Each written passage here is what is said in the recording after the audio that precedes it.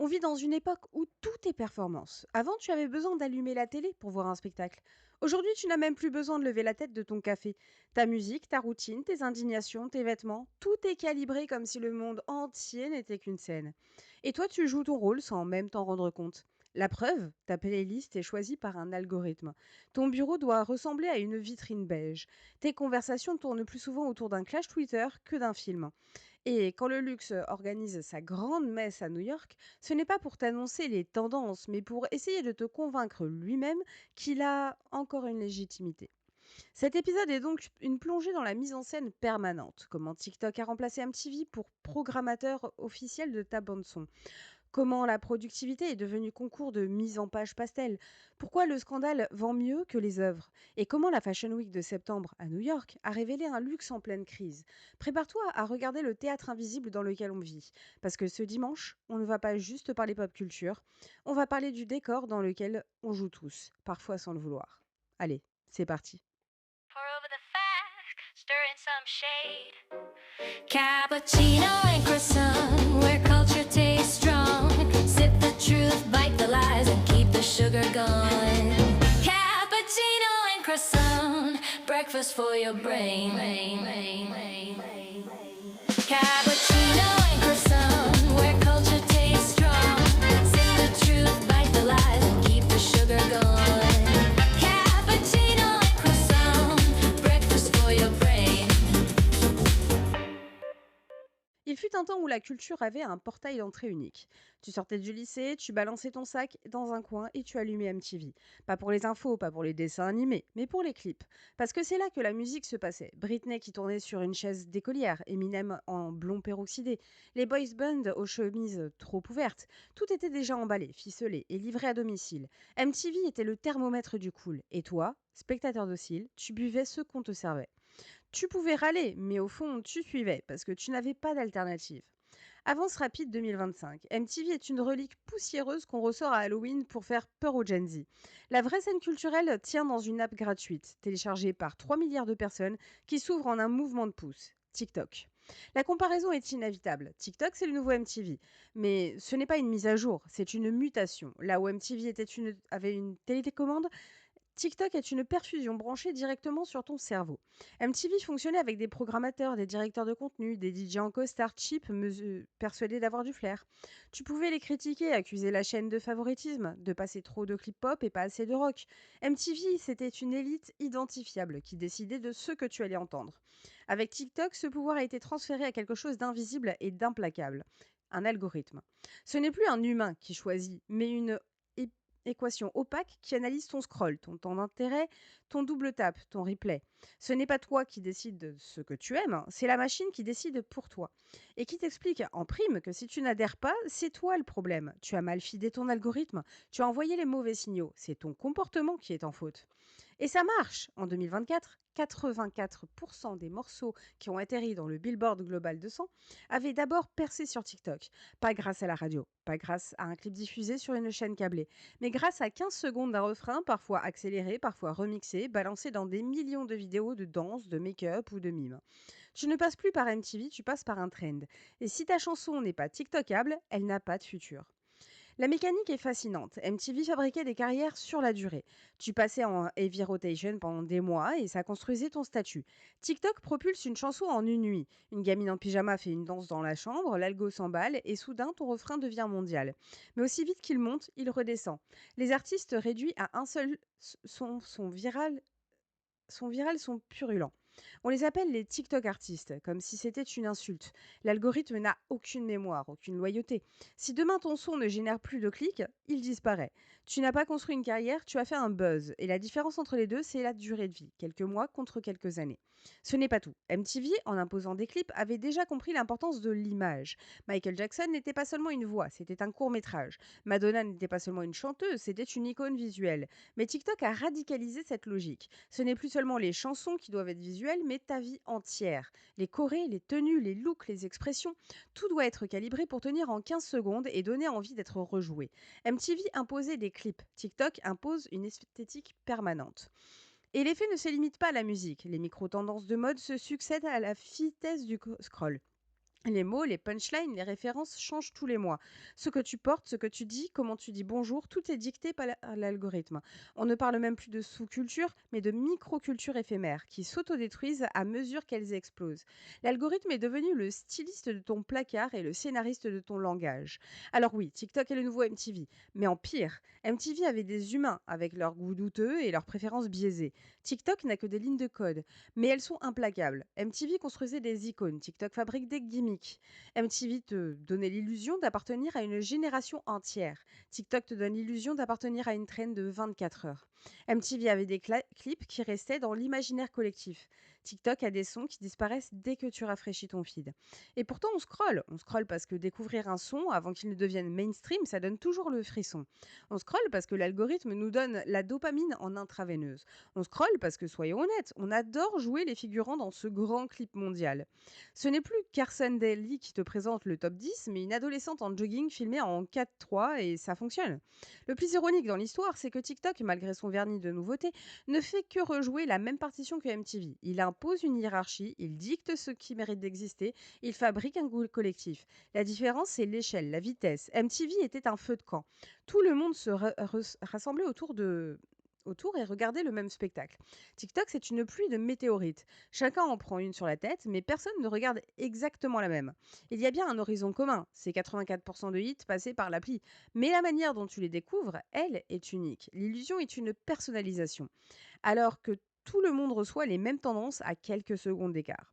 Et si on creuse, ce parallèle raconte surtout la mutation du pouvoir culturel. MTV incarnait l'autorité d'une génération télévisuelle, TikTok incarne l'autorité d'un logiciel. Ce n'est pas un détail, ça change notre rapport au contenu, mais aussi à nous-mêmes. Parce que si la musique, la mode et le langage sont désormais calibrés sur un algorithme, alors nos vies le sont aussi. TikTok n'est pas seulement le nouveau MTV, c'est le MTV muté, le MTV dopé à la vitesse et à la data. Et ce qui nous vole, ce n'est pas seulement notre attention, c'est notre illusion de choisir.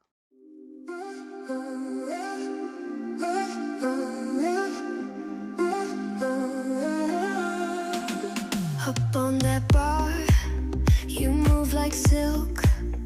Champagne drips, bodies on the brink. The room is spinning, the tension's tight. A secret pull hidden in the night. Dancing on the edge where control slips. A friend turns lover with a touch of lips. Heat of the moment, lost in the sway. A fire too wild to fade away. In the still of the night, your body meets mine. Moving together, lost in the time. Is this just a touch or something more? In this moonlit escape, we lose control. Eyes locked tight, the world fades away. A whisper, a sigh, nothing left to say. Is this just a game or a deeper need? A quiet surrender where we both lead. Dancing on the edge where control slips. A friend turns lover with a touch of lips. Heat of the moment, lost in the sway. A fire too wild to fade away. In the still of the night, your body meets mine. Moving together, lost in the time. Is this just a touch or something more? In this moonlit escape, we lose control.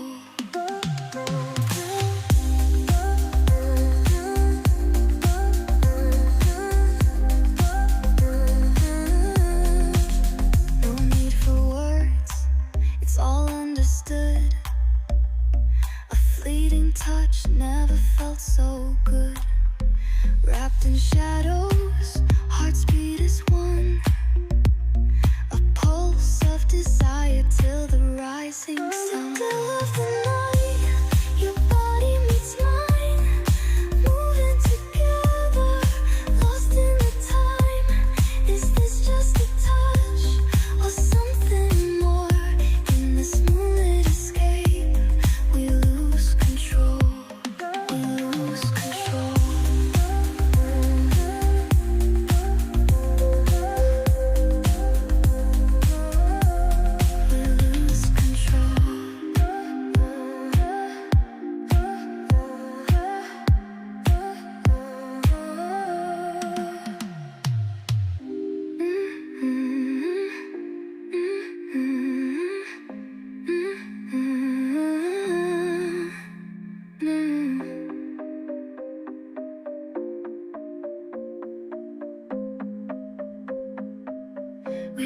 lose control.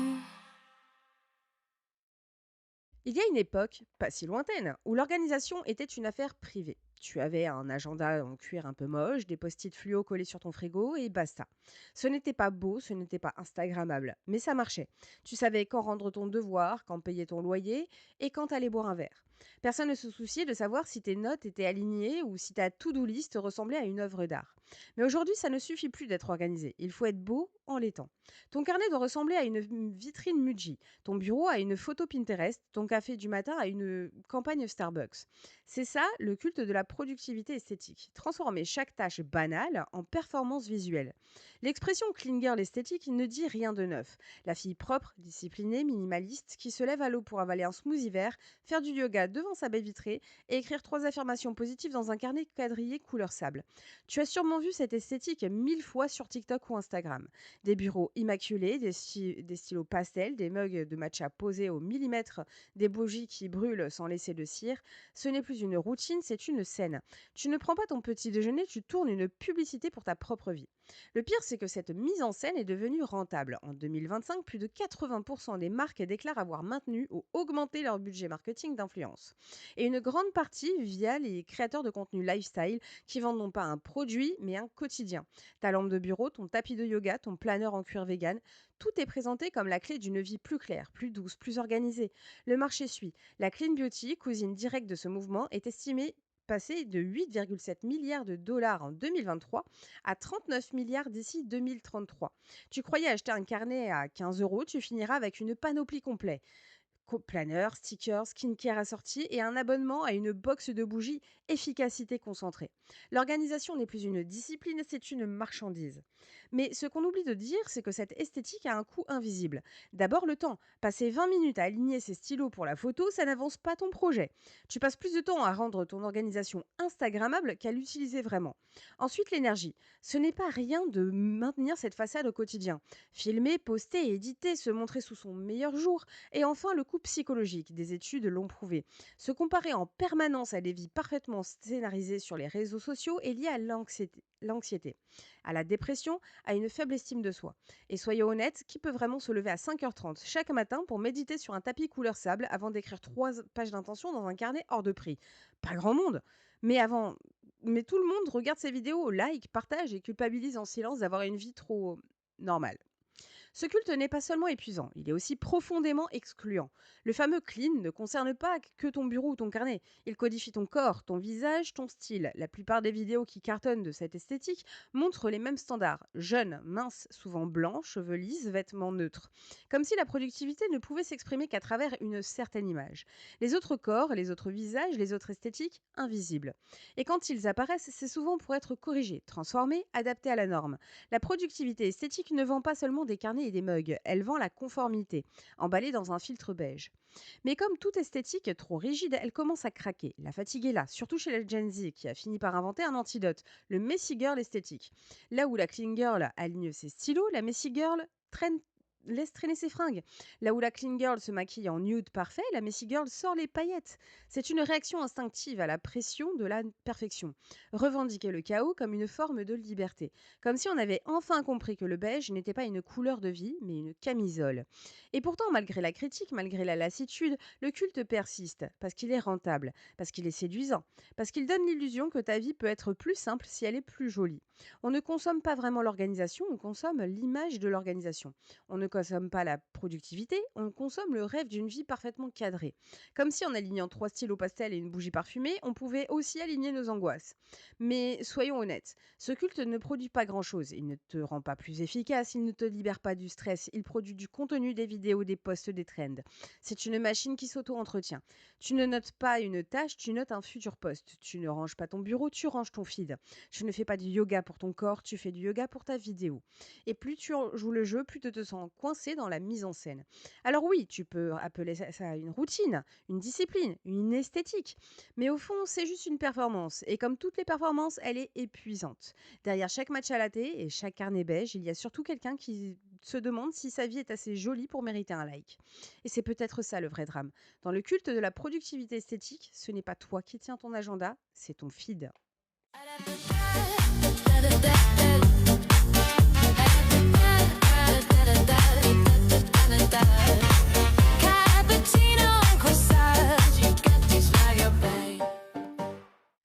pourrait croire que la culture se nourrit des œuvres, des films, des chansons, des livres, des expositions. Les choses qui prennent des années à créer, à peaufiner, à produire.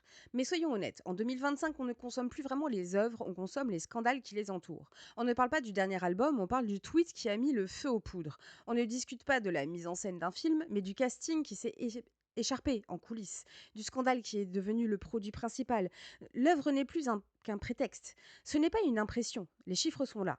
Une étude sur 14 scandales analysés sur Twitter a montré que quand un scandale touche aux valeurs morales, trahison, injustice, racisme, sexisme, les utilisateurs influents s'en emparent massivement. Et leurs tweets sont ceux qui génèrent le plus d'engagement. Les gens adorent cliquer sur la colère. Un autre rapport, de plus de 16 000 vidéos sur YouTube et 105 millions de commentaires, a montré que les contenus controversés et toxiques généraient un engagement énorme, même si ce n'est pas toujours rentable directement.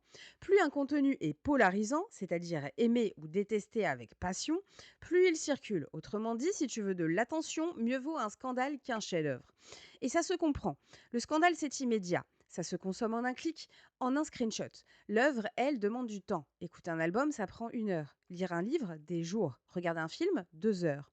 Mais réagir à un tweet incendiaire, ça prend 10 secondes. Et ça donne l'impression d'avoir participé à quelque chose. Le scandale est rapide, jetable, addictif. Exactement ce que l'algorithme adore. Le mécanisme est simple. Le scandale déclenche une émotion forte. Indignation, colère, jubilation coupable. Or, notre cerveau est câblé pour ça. On retient mieux ce qui choque que ce qui est neutre. On partage plus facilement ce qui scandalise que ce qui apaise. Une œuvre peut émouvoir, faire réfléchir, bouleverser, mais ça demande de s'immerger. Un scandale, lui, fait vibrer l'émotion brute, instantanée, celle qui dépasse bien 280 caractères. Résultat, une chanson peut être brillant, mais si l'artiste est accusé de plagiat, c'est l'accusation qui fera le tour du monde. Un film peut être visuellement époustouflant, mais si 2 acteurs du casting ne se supportent pas, c'est le clash sera viral. L'œuvre devient secondaire, elle sert de décor à la vraie pièce, le drame public. On ne consomme plus la création, on consomme sa coulisse.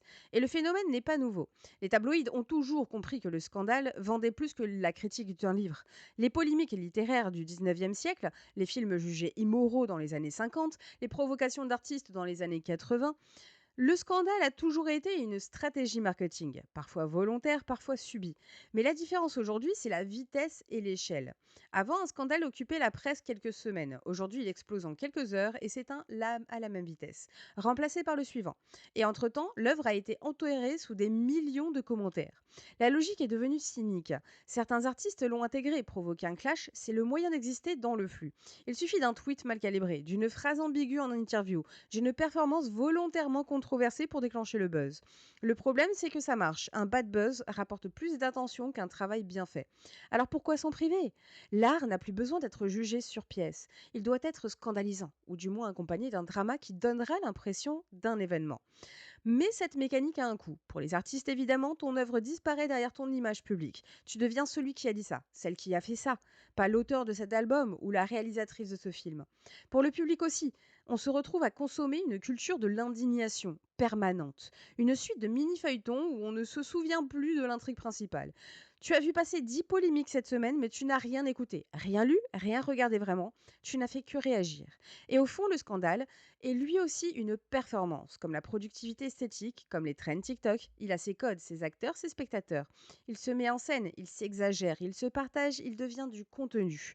Au même titre que le clip d'une vidéo de routine matinale. La différence, c'est qu'il est plus efficace. Il choque, il divise, il déclenche des réactions.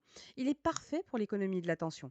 Le problème, c'est que cette économie ne se distingue plus entre ce qui a de la valeur et ce qui fait du bruit. Une étude récente l'a montré clairement. Les contenus à forte polarité, très aimés ou très détestés, ont bien plus d'engagement que les contenus modérés. Autrement dit, si tu veux que ton art circule, il faut qu'il soit polarisant. Pas nécessairement bon, pas nécessairement profond, mais polarisant. C'est la recette de l'algorithme.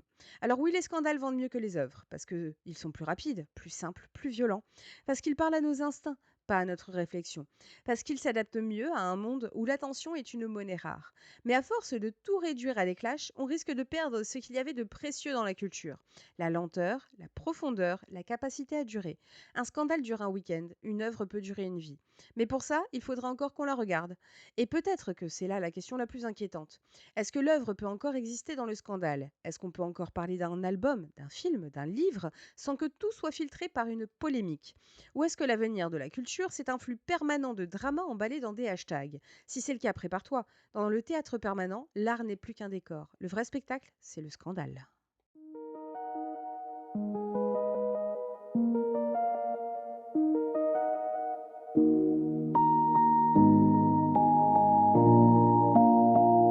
Tu m'aimais à durée déterminée, contrat en poste, sentiment falsifié.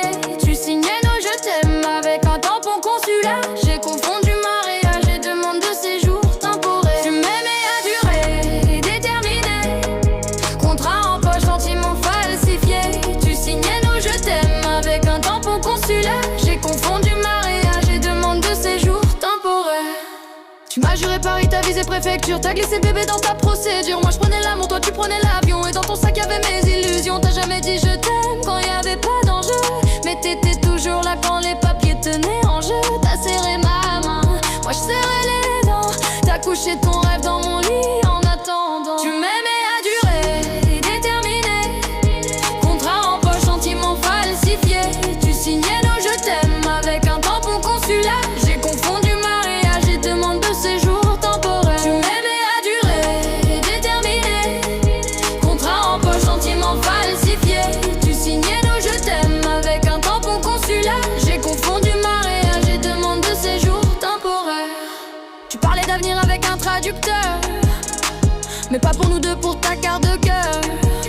T'as pris ma tendresse comme une annexe au dossier. Et chaque baiser sentait le formulaire pressé. À l'aéroport de mes émotions, t'étais douanier. Tu contrôlais tout, sauf l'amour, sauf mes cahiers.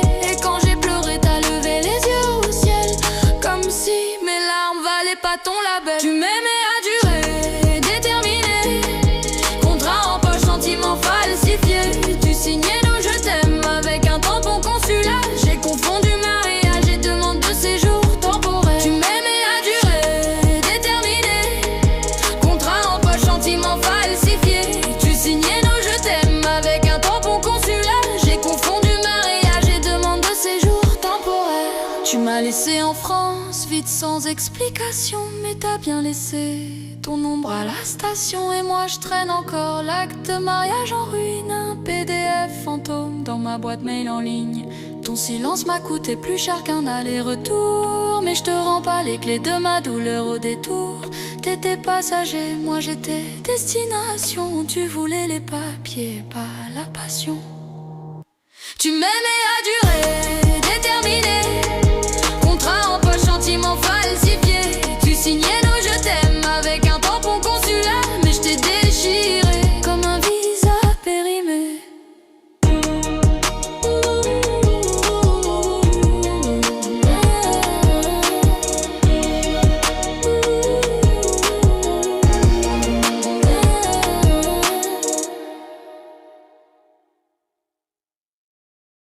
La Fashion Week, c'est censé être le temple du luxe.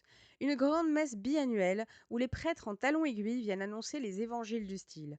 Mais en septembre 2025, à New York, on aurait dit moins une messe qu'une séance de psychanalyse collective. Les designers avaient l'air de s'être donné rendez-vous sur un divan, chacun avec son névrose, la nostalgie, l'angoisse de la légitimité, la peur de l'oubli. Résultat, une Fashion Week qui n'a pas seulement montré des vêtements, mais un luxe en pleine crise existentielle. Prenons COS, la marque suédoise, longtemps cataloguée Zara pour adultes sérieux, a décidé de se réinventer en jouant la carte du brutalisme. Cuir, laine, gris métallisé, volume massif, comme si chaque mannequin sortait tout droit d'une utopie scandinave construite en béton armé. C'est ça, c'est censé dire, regardez, on est intellectuel, on est profond, on a dépassé le minimalisme fallace. Mais au fond, ça sentait surtout la crise d'identité. COS qui se réveille accessible, flirte maintenant avec une austérité de musée, sans qu'on sache vraiment si quelqu'un a envie de porter ça hors d'un édito de magazine. Coach, de son côté, a voulu jouer le luxe gritty, de nains larges, workwear revisité, cuir râpé, un défilé qui donnait l'impression que les mannequins sortaient d'un garage chic ou d'un concert grunge sponsorisé par Amex Black. L'idée est séduisante, ramener le luxe dans la réalité avec des vêtements portables. Sales mais chers, abîmés mais intenses intentionnel. Mais là encore, ça trahit une hésitation. Faut-il que le luxe soit parfait ou faut-il qu'il imite l'imperfection pour rester crédible dans une époque où tout le monde parle d'authenticité? Le problème, c'est que l'imperfection, quand elle coûte 3000 $, ça devient une parodie. Et puis il y a eu Rachel Scott avec Diotima. Là au moins, on a respiré. Couleurs vives, crochets, référence au carnaval caraïbe, magenta et vert lime. Silhouette festive, une esthétique qui ose le rire, la fête, le désordre heureux. Diotima a rappelé que le luxe, ce n'est pas forcément le gris cérébral ou le cuir platiné. Ça peut être la joie pure, l'exubérance assumée. Mais là encore, contradiction. Le luxe s'affiche comme accessible, vivant, enraciné dans une culture populaire. Comment concilier ça avec l'exclusivité qui définit encore le marché du haut de gamme? En filigrane, toute la Fashion Week de New York ressemblait à un round de box entre tendances contradictoires. D'un côté, la nostalgique, le retour massif du plaid de façon clouless, les références des années 90 recyclées comme si les designers n'avaient plus le courage d'inventer du neuf. De l'autre, la fuite en avant. La technologie intégrée dans le textile, les effets visuels des campagnes hybrides destinées à TikTok. Entre les deux, une sorte de minimalisme mou, avec des silhouettes fluides et des tons neutres, comme si l'ultime luxe était désormais de passer inaperçu. Le paradoxe est là. Tout le monde cherche la définition d'un luxe qui n'existe plus. Inclusif mais exclusif, durable mais spectaculaire, accessible mais hors de prix. On sent que les marques veulent cocher toutes les cases à la fois, répondre avec toutes les injonctions du moment. Résultat, un grand écart permanent qui ne convainc personne vraiment. Le luxe en 2025, c'est comme un ado en crise. Il veut être cool et profond, rebelle et approuvé, unique et copié. Et évidemment, il y a l'effet média, parce qu'une Fashion Week ne se mesure plus aux applaudissements dans la salle, mais aux mentions sur les réseaux. Cette édition a généré 2,71 millions de mentions en ligne, atteignant plus de 150 millions d'utilisateurs. Ce n'est plus un défilé, c'est un hashtag. Calvin Klein, grâce à sa collab avec Jungkook, a raflé la mise médiatique. Peu importe les vêtements, c'était la présence de la K-pop qui a transformé le show en événement planétaire. La mode, en 2025, ne se joue pas seulement sur le podium, elle se joue dans les trending topics. Et ça, c'est peut-être le cœur de la crise. Le luxe veut rester arbitre du goût, mais il doit désormais composer avec une réalité où la culture se mesure en like et en reach. Le designer le plus brillant n'a pas autant de pouvoir qu'une célébrité capable de générer 3 millions de mentions en une heure. La question devient alors, qui crée vraiment la mode? Les créateurs ou les influenceurs? Et si ce sont les influenceurs, à quoi sert encore le luxe sinon à fournir du décor pour leurs photos? Au final, ce que New York a révélé en septembre, ce n'est pas une tendance unique. Le plaid, le cuir rugueux, la couleur festive, c'est une tendance plus large, plus inquiétante, le doute. Le luxe ne sait plus ce qu'il est censé être. Est-ce qu'il doit être démocratique ou élitiste, spectaculaire ou discret, confortable ou conceptuel, réel ou digital? Et tant qu'il n'aura pas tranché, il continuera de se chercher, de se déguiser et de se contredire. Alors oui, la Fashion Week a offert des images superbes, des looks marquants, des shows impressionnants, mais derrière la surface brillante, ce qu'on a surtout vu, c'est un luxe qui doute de lui-même, un luxe qui regarde son reflet et se demande: suis-je encore crédible ou suis-je déjà pastiche? Et peut-être que la vraie tendance de cette saison, ce n'est pas un motif, ni une couleur, ni une silhouette, c'est une hésitation, ce malaise. Comme si la mode, plus qu'un miroir de l'époque, devenait le symptôme le plus clair de nos contradictions.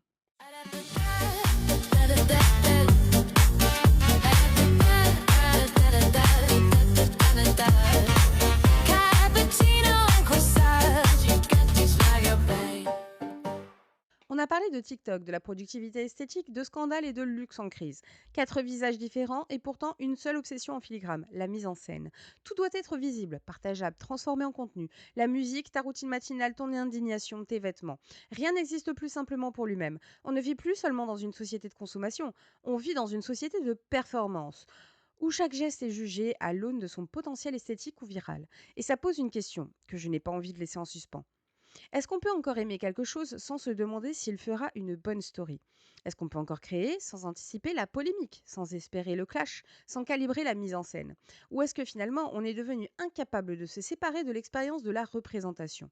Peut-être que la vraie révolution culturelle, ce n'est pas TikTok ni la Fashion Week, mais le fait qu'on ait internalisé ce réflexe. Tout ce qu'on vit doit être digne d'être vu. Et si ce réflexe ne venait pas des plateformes, mais de nous? Si on aimait autant le scandale, le clean, le beige, le défilé rugueux, c'est peut-être parce que ça nous rassure. Au moins là, ça donne une forme à notre chaos. Mais voilà le problème, à force de tout cadrer, on perd la substance. Les œuvres se font écraser par leurs polémiques, les routines deviennent des performances vides, le luxe se transforme en pastiche de lui-même. Et nous, spectateurs complices, on finit par confondre le décor et la pièce. Alors ma question pour toi est simple. Qu'est-ce que tu choisis de regarder vraiment? L'album ou le clash? Le vêtement ou le hashtag? Ta vie ou ton feed? Et si tu veux continuer de creuser ces contradictions avec moi, tu sais où me trouver sur TikTok et Instagram, sur toutes les plateformes et sur mon site internet capcroissantmedia.com. Et au-delà du podcast, il y a mes livres, ma musique et tout l'univers de Cappuccino et Croissant que tu peux retrouver en suivant mes réseaux. Partage cet épisode si tu veux ouvrir la discussion, abonne-toi si tu veux suivre le fil et viens me dire ce que toi tu choisis de regarder parce qu'au fond, la culture n'est pas seulement ce qu'on consomme, c'est ce qu'on décide d'incarner. Allez, salut! Pour over the facts, stir in some shade. Cappuccino and croissant, where culture tastes strong. Sip the truth, bite the lies, and keep the sugar gone. Cappuccino and croissant, breakfast for your brain. Cappuccino